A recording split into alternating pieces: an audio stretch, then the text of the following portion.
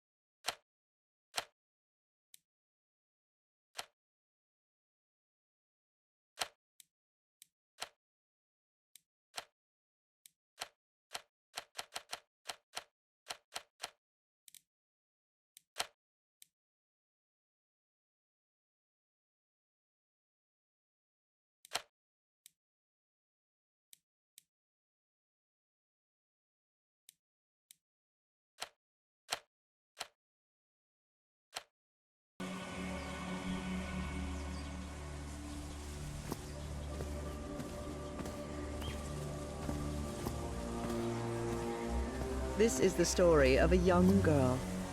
A girl who had strange and disturbing dreams.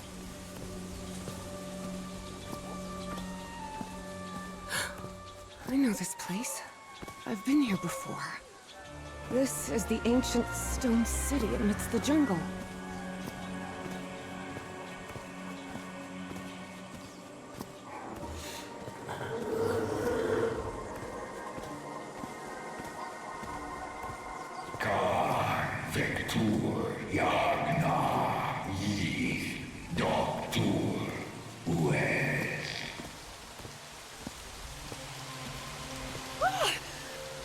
Oh, sweet Jesus. Okay, ignore him. Just ignore him. He's not gonna hurt you. Just keep going.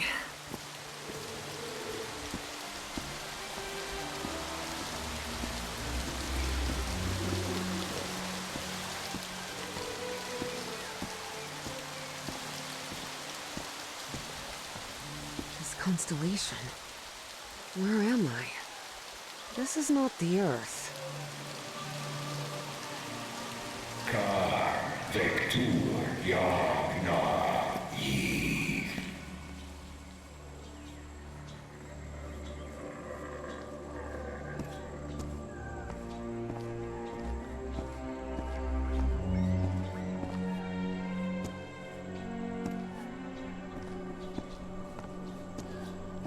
Con Vector Yagna Yith. In other words, find a statuette and save my race.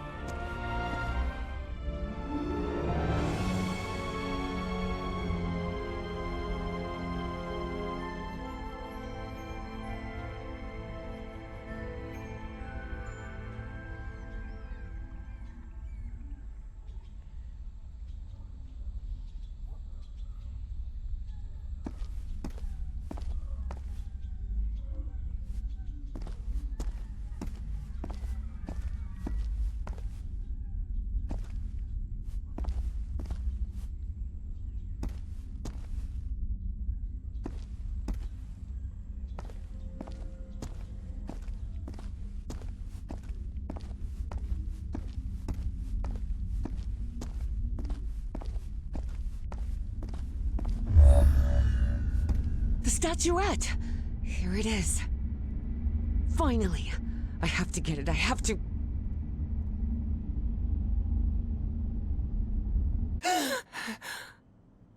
This is the story of Evie Drayton. Quick, quick. Before I forget. Where did I put my notebook? I have to write everything down. Looking for answers was part of Evie's observant nature and analytical mind. Her recurrent dreams began shortly after a period in 1956, when she'd completely lost consciousness. Uncle Mo showed me a trick or two when I would help him in the motor shop. Tinkering with gadgets, I was lucky to be accepted at Miskatonic. It was one of the first universities in Massachusetts to admit non-white students.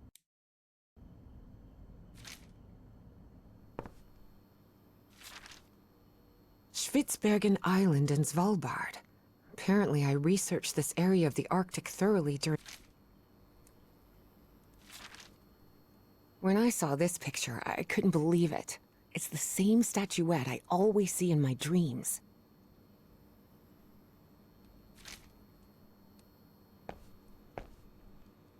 Oh, here it is.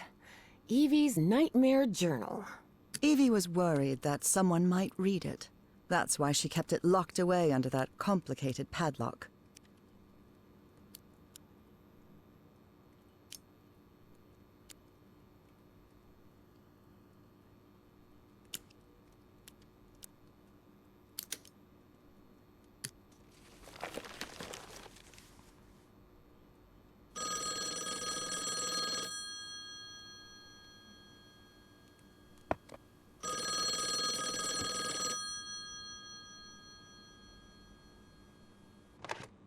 Yes, Is this... are you Evangeline Drayton? that's right. Who am I talking to? I am the Dean of Archaeology at Miskatonic University. I believe you wanted to ask me some questions, right? Yes. Yes, of course. It's a pleasure to finally meet you, Professor Meet me today at 6 p.m. at 5 Prospect Road, outside of Boston. Boston? That's almost a 2-hour train ride from Arkham. I thought Do you want to talk or not? Yes, of course. I'll be there. 6 p.m., Prospect Road. See you in a couple of hours, Professor. All right, I should get ready. There's a lot of information here about my strange dream. I've always been a good student, but during my amnesia period, I almost reached excellence. All straight A's?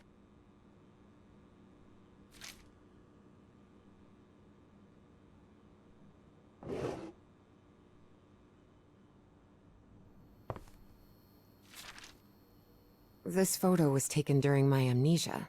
I don't remember anything. Beatrice, along with me, is one of the few ladies studying physics at Miskatonic. Julian, Beatrice, Herbie, and I, we're always together.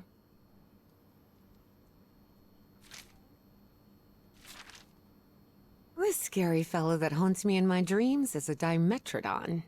He roamed the Earth 270 million years ago. I've searched every astronomy book at the Miskatonic Library, but none of them contain any reference to this constellation.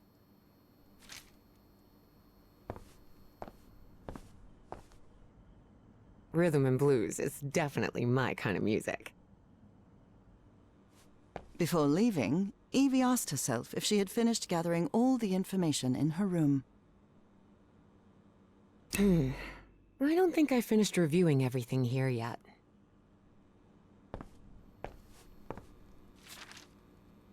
I wish Papa had never taken that job in San Francisco. He'd still be with us.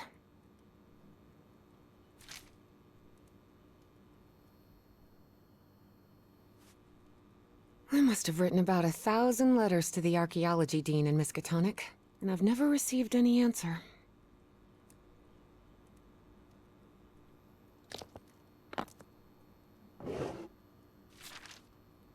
The Hydrangea Foundation took care of the insurance payout for Dad's accident. I had scholarships to attend several black colleges in the South, but it was the Foundation's money that allowed me to cover the tuition here at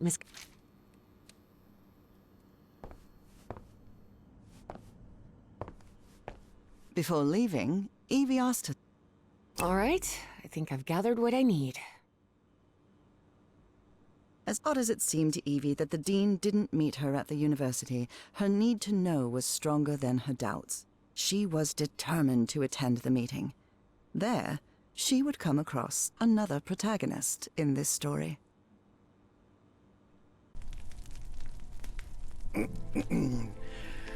So, you have finally decided to talk to that young lady, Professor. Yes. Acknowledging responsibility for our previous mistakes is vital to moving forward. You've taken a crucial step in... Listen, there's no need for us to talk, Doctor. The only reason I let you into my house is because you insisted it was necessary to prescribe my medication. This is also the story of a sad, guilt-ridden, and lonely man. This is the story of my husband, Professor Harry Everhart. Yes, I know well enough that discussing the effectiveness of our therapy sessions with you is futile. But you need to understand that therapy is just a part of the whole treatment. Without it, I can't go and... Ask whatever you deem necessary, and let's get this over with as soon as possible. Fine. What about your position as dean at Miskatonic University? We talked some time ago about your relationship with work. It was somewhat obsessive. I didn't say that. You did. Well, you told me you practically lived secluded in this very home, and the only thing that drove you to leave it was your job obligations. So, how would you define that? I do what they pay me for. Teaching, student assessment, and certain logistical duties fall within my responsibilities. Cheering at the Miskatonic Mariners football games does not. And are you happy with that? With your life now? What kind of question is that? Well, I'm asking it because it sounds like you're subjecting yourself to a kind of self-punishment. I am not. Next question. There's another topic you've never wanted to delve into, Professor. Would you now be open to... You're going to do it anyway, so go ahead. Okay. What happened to your wife, Professor? She died at home after a long disease. Harry hated giving details about my death. Especially if those details meant talking about a certain expedition and deaths other than mine. I see. And how do you feel about that and all? What's my wife got to do with all this? You see, the reason I'm asking, Professor, is because when we began therapy, you mentioned visions. Some sort of oily shadows casting themselves on the wall. You mentioned those visions began shortly after whatever happened to your wife. So, tell me, do you still see those shadows, Professor? No. Not since I started taking the medication, at least. Excellent! That means the medication is working. Listen, there is something different I want to try in today's session. I believe hypnotherapy might... Don't even think about it. Hypnotism is a scam.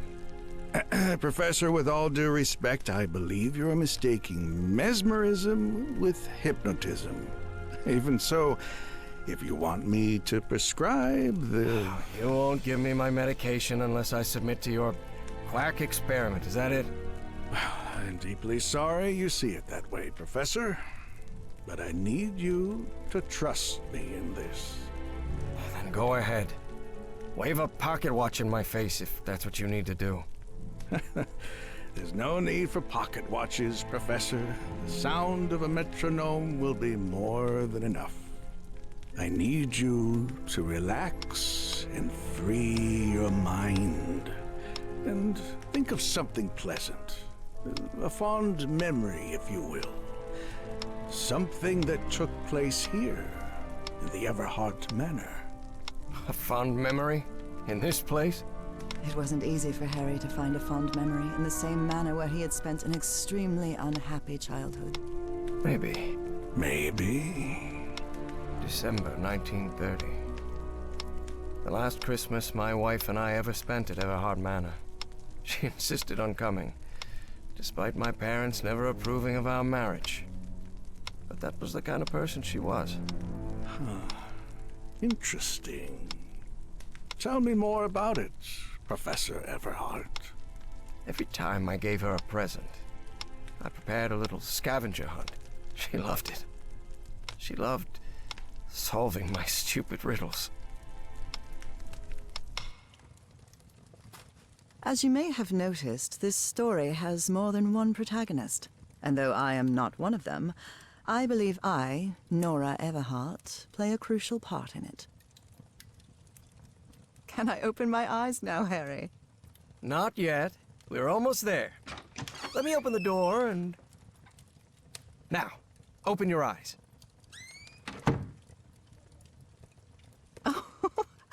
Look what you've prepared. It's another one of your scavenger hunts, huh? Of course, old pal. Now, if you want your present, you'll have to earn it. Can I use my journal to write down clues? Well, technically that's against the rules, but I'll turn a blind eye this time. You're so kind.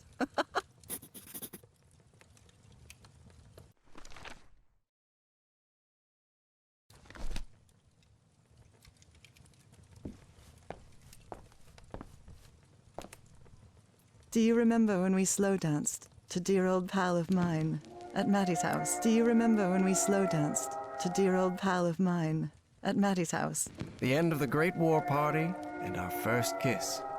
How could I forget?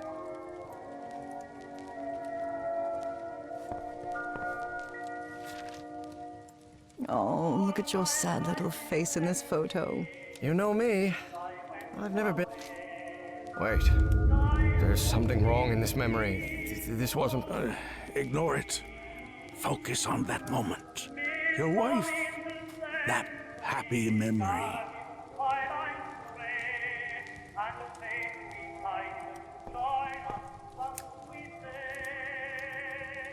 I wonder what my darling husband is keeping locked up in here. You'll have to put that brain of yours to work to find it.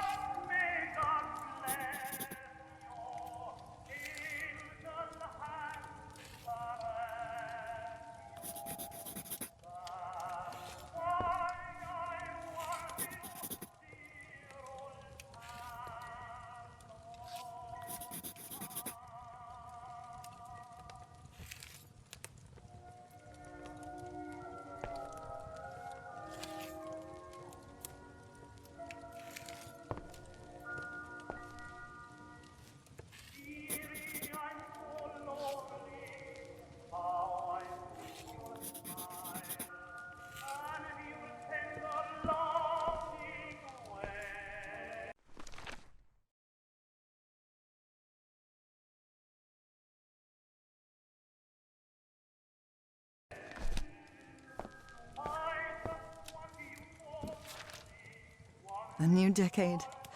I wonder what the future has in store for us.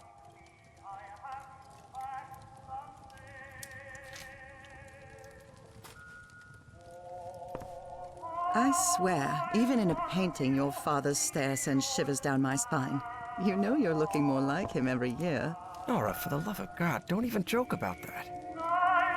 Tell me you didn't vandalize a piano just for a scavenger hunt, old pal. Nora, who do you think I am? It's just crayon.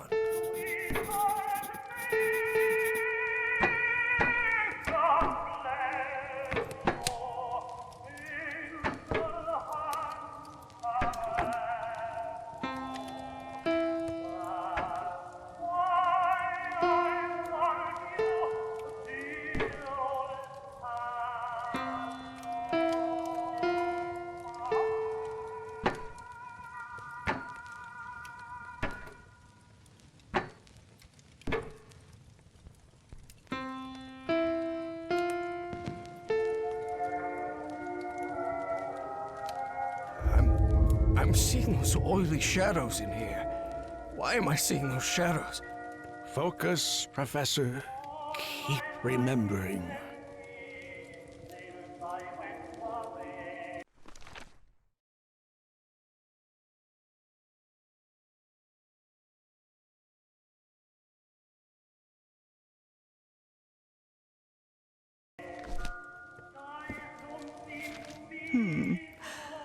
What are you up to now? Oh boy, what a drawing. Is this supposed... This darkness. Everhard Manor. But my house is not... Professor, don't drift off. Keep going.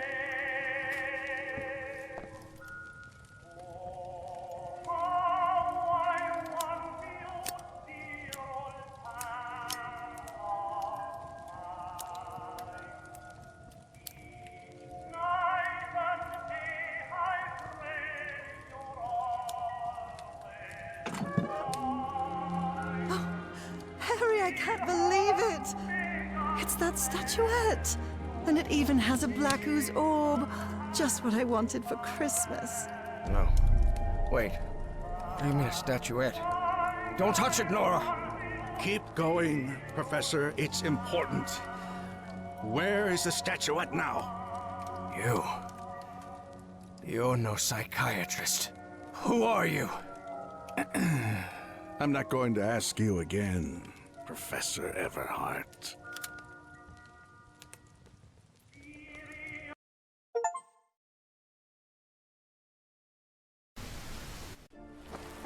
Shortly after Harry's peculiar hypnosis session, Evie finally arrived at Everhart Manor. Prospect Road 5. Here it is. Professor Everhart. It's me, Evangeline. Wait. What is going on here?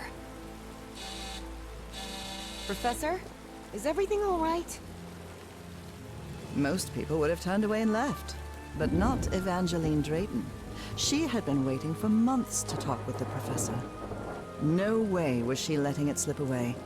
So, she decided to climb over the walls of the Everhart Manor.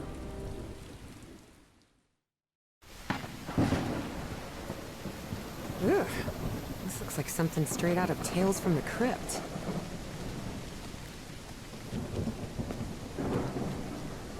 Hey, that window is open.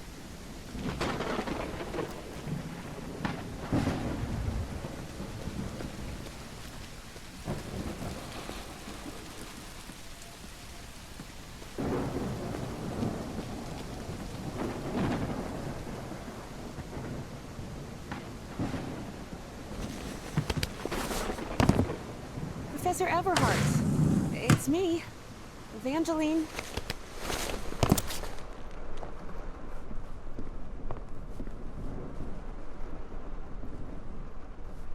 This fellow really looks like the professor, but it's not him. This fellow really looks like the Everhart children. Harrison, Madeline, Richard, and Donna.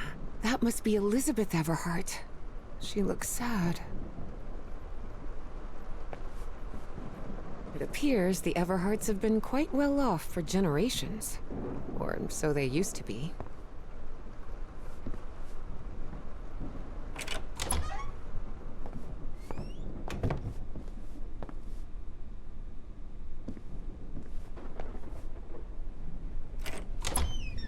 Wow, look at the size of this library.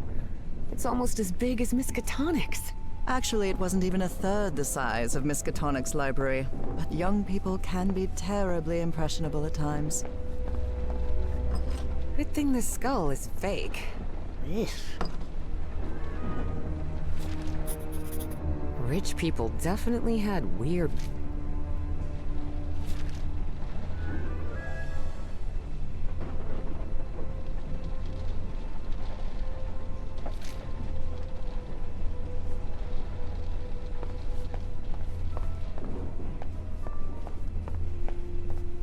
Darn it. This door is locked. Dyer was my applied geophysics professor. He was very strict. Strange character.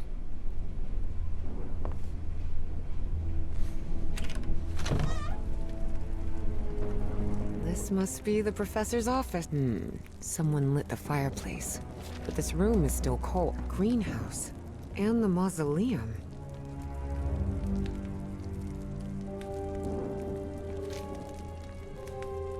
Wow. The professor served in U.S. intelligence during the war. professor had another appointment today with a therapist.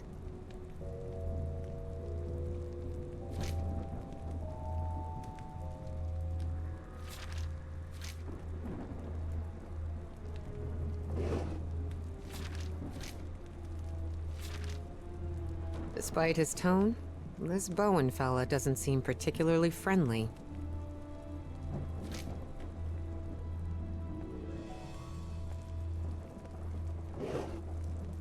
The key. I wonder what this opens. Evie's last remarkable trait was her extraordinary memory, a gift I was never blessed with. So allow me, the narrator of this tale, to be the one taking notes. For the sake of clarity, of course.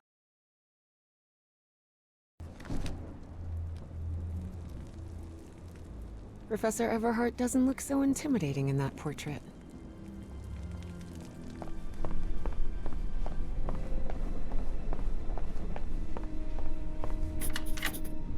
Excellent.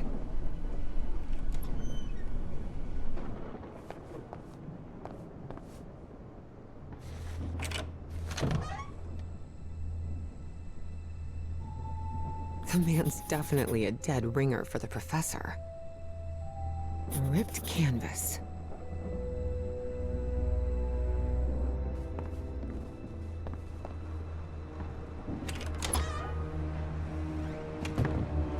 Can't see a thing in here. Better turn my flashlight on. Much better.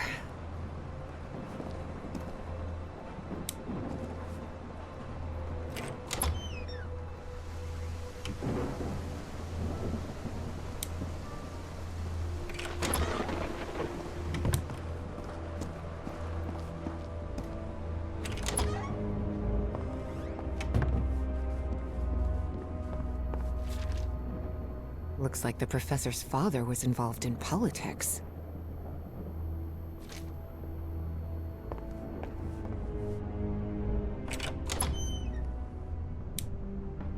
Wow, this room is really depressing.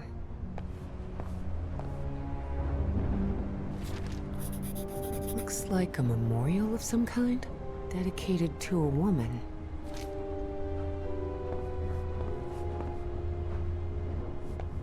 Someone has ripped the canvas. There's a Latin inscription in its frame. Providere debemus.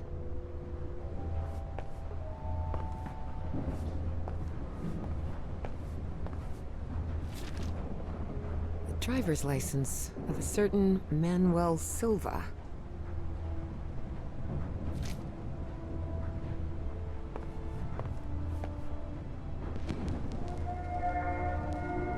Under different circumstances, I might have found this song beautiful. But at the moment, it sends a shiver down my spine.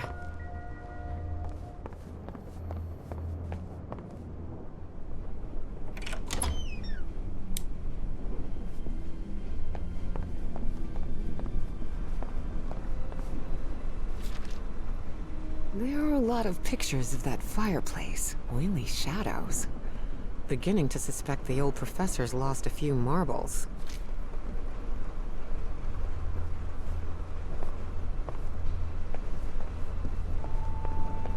A torn canvas. The frame reads, Sed Futura.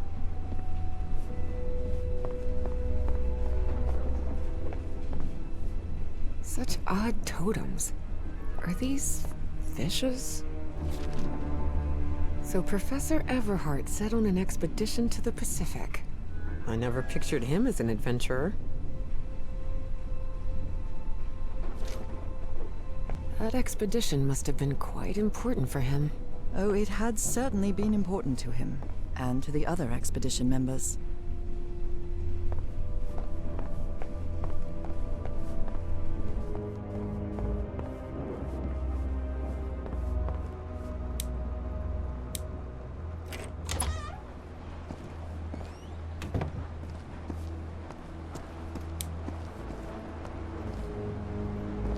These tools haven't been used in a long time.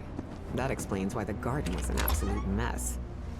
Good heavens above, would you look at the size of this place?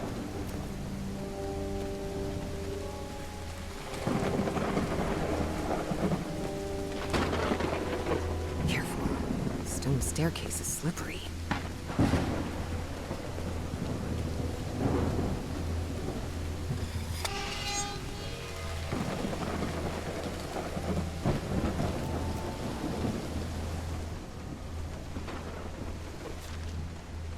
Hidden room?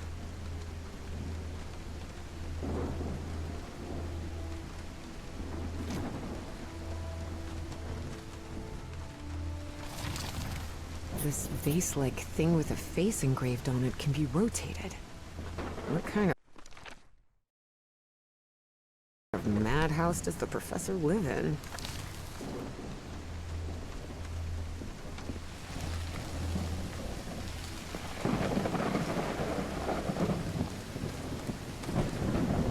Gosh, this is so beautiful. Yeah, it's a woman's grave. Nora Everhart. This must be the professor's wife. Evie found it hard to believe that the recluse living in the abandoned mansion had ever loved anyone. But he had. Truly and profoundly. Such a graceful and elegant woman. Evie certainly had a keen eye for beauty. Such a graceful and elegant woman. Evie certainly had a keen eye for...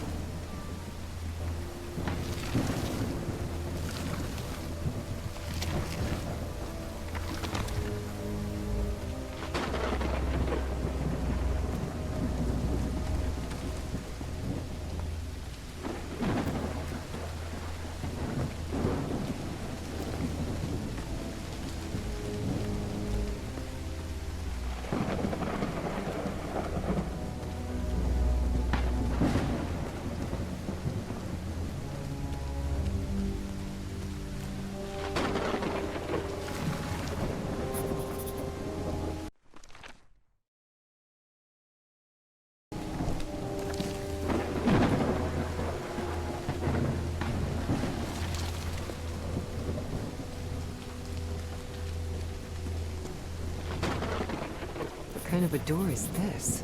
Doesn't even have a lock. Just some symbols.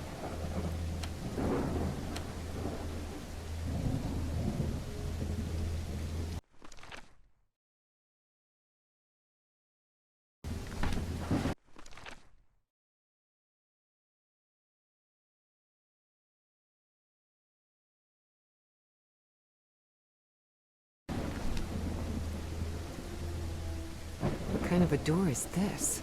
Doesn't even have a lock. Just some symbols.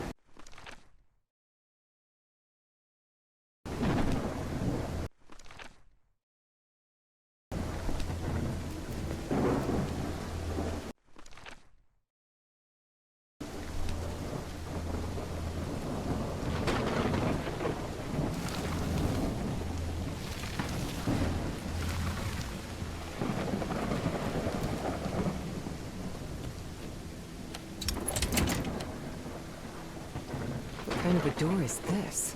Doesn't even have a lock. Just some symbols. No use. It's locked.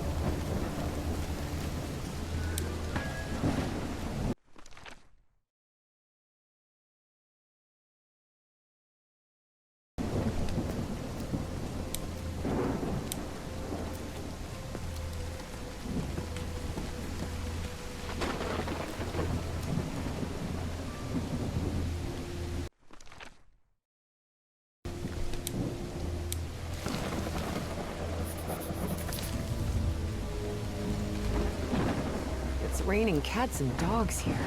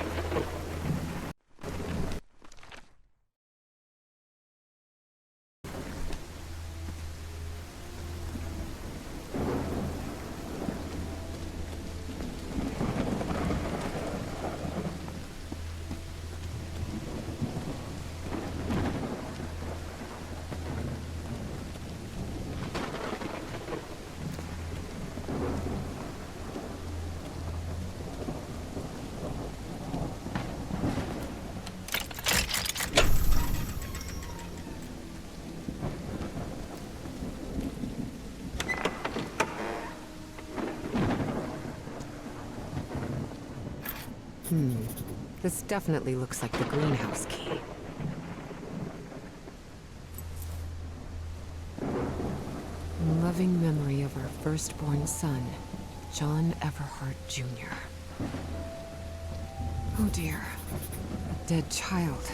This is simply heartbreaking. The inscription on the frame reads, Praeterita Mutare. That's from the Bible. Psalm 1, verse 1. This person must have been quite devout. Father, husband, and servant of the people. This must have been the professor's father. Found her path in the shadow of morning? Maybe this guy was in the army? Harry rarely spoke of his brother John, mostly because he had never known him. The boy had died years before Harry was born. Still, he believed that tragic incident had played a critical part in his mother's obsession with the occult. Now it's open.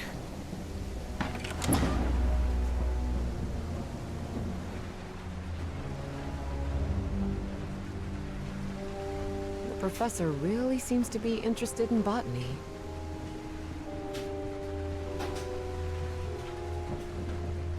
More gardening tools.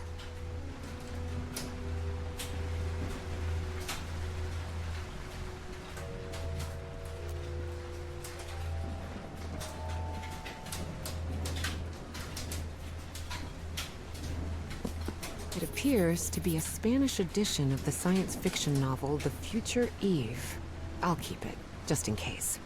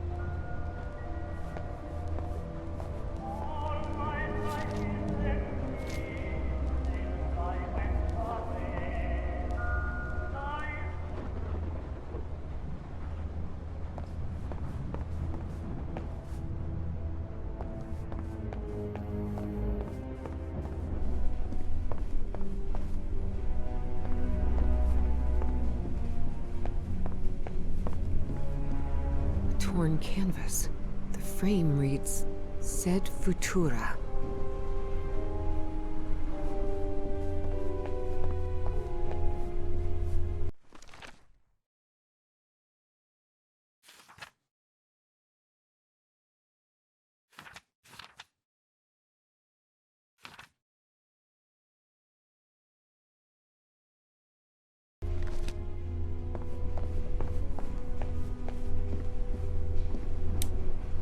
Torn canvas.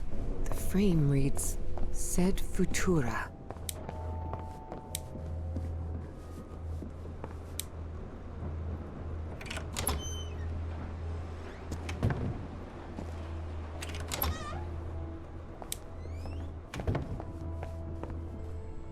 The man's definitely a dead ringer for the professor. Ripped canvas.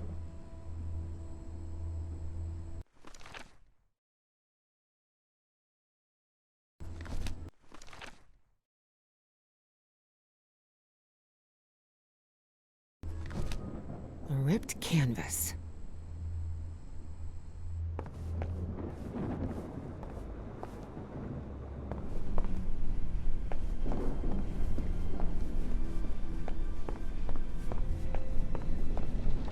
Is this young man Professor Everhart? Does look like him. There's something written in Latin on his frame. Non possumus.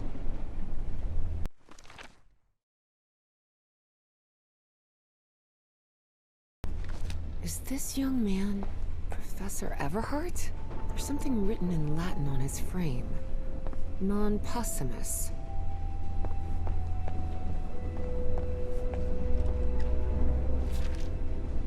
Evangeline had never pictured the professor as anything but a hermit. Certainly not someone his relative.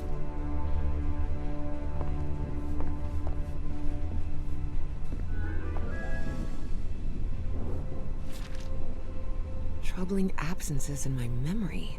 That's exactly how I felt during those 3 months of 1956.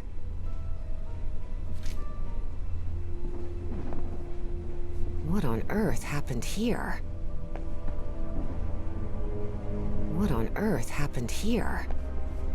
I wish this fireplace was lit. It's bone-chilling cold in here.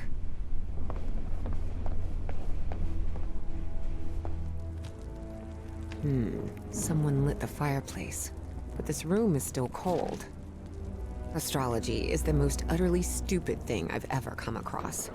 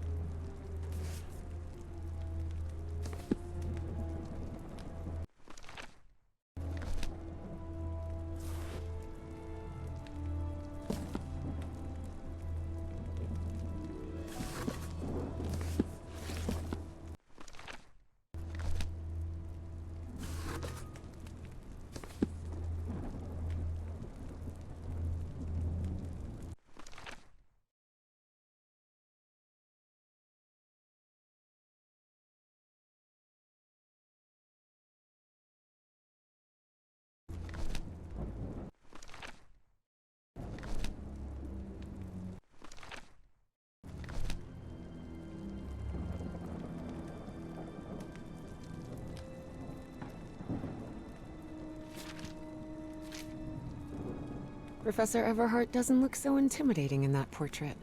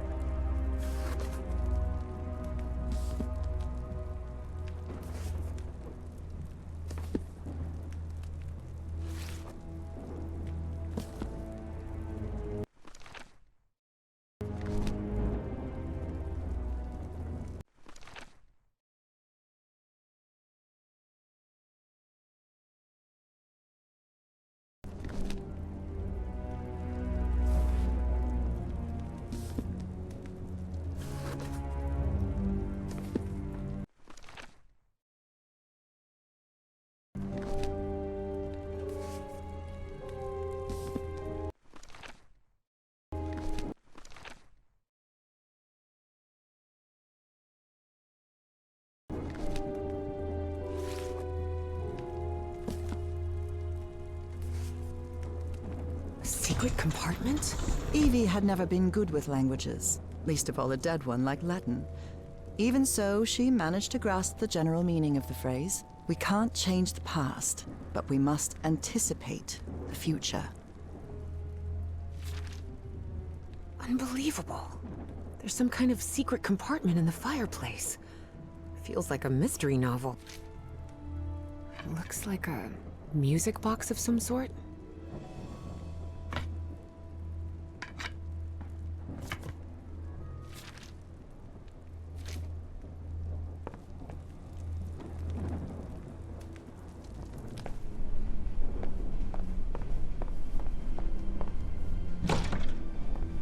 Definitely like a mystery novel.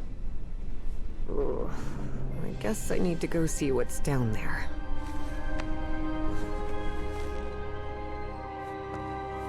Professor!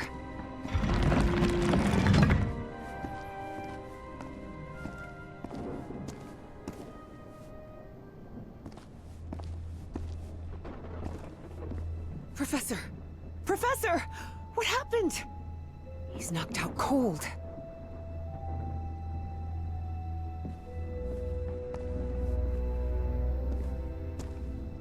The statuette's broken. And the sphere. Shattered to pieces. I wonder if I... No! Don't touch it! Don't touch it.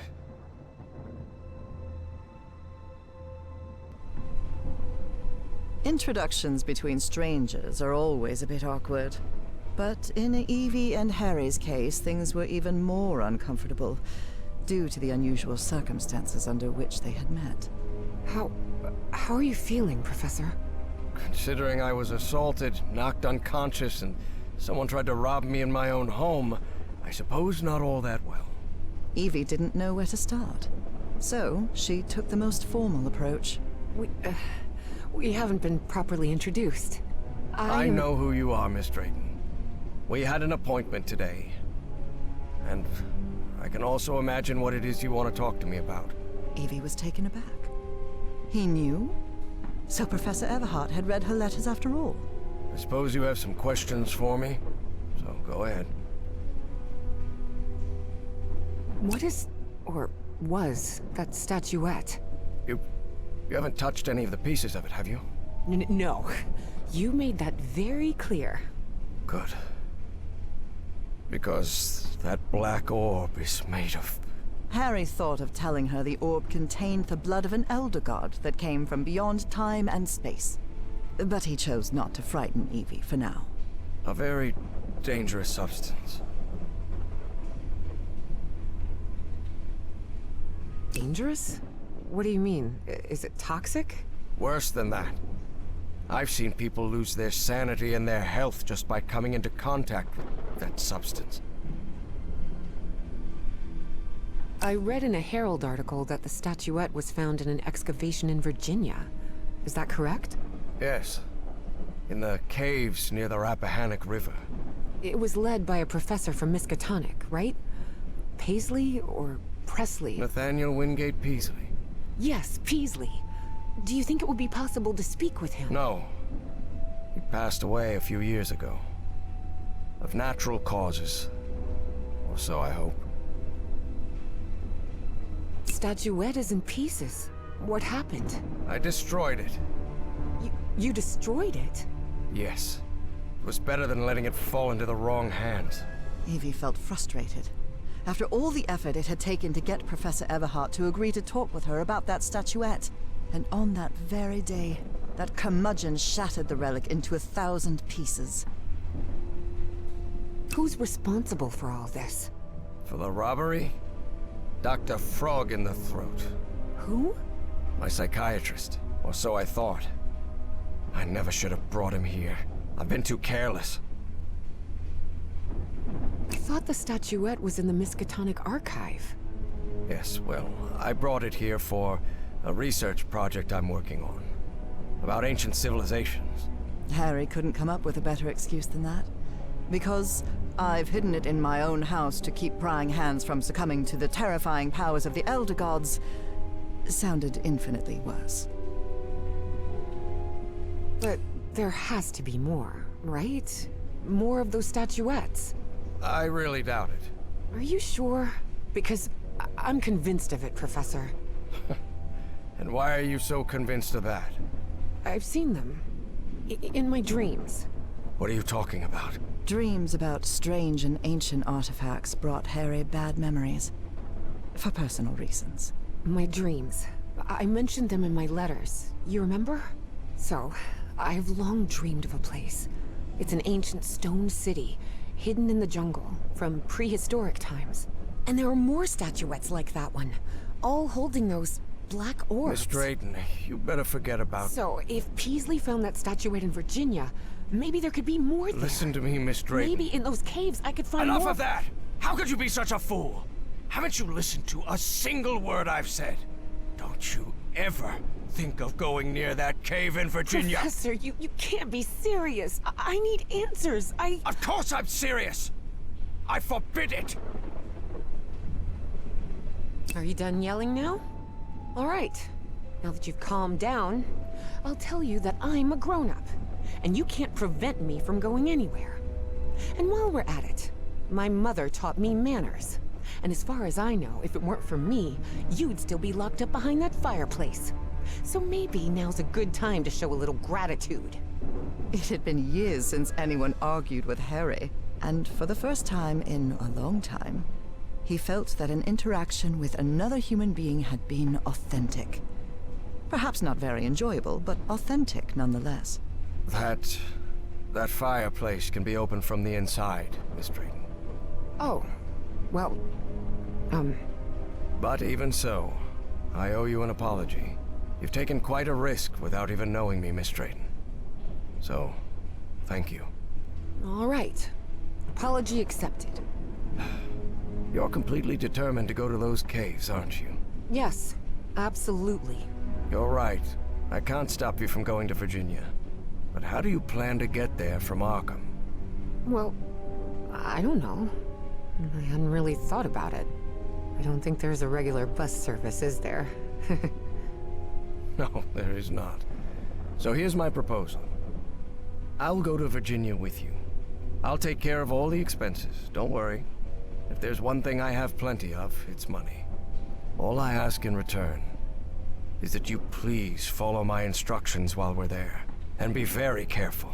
We'll look for whatever it is you want to find there, and then we'll leave. Agreed, Miss Drayton? Yes, yes. Thank you so much, Professor. And don't worry. I promise I won't get in any trouble. Harry couldn't help but doubt that Evie would keep her promise. But even so, he immediately liked that sharp-tongued and stubborn girl. Which made sense. Harry had been a good friend of Evie's father, after all.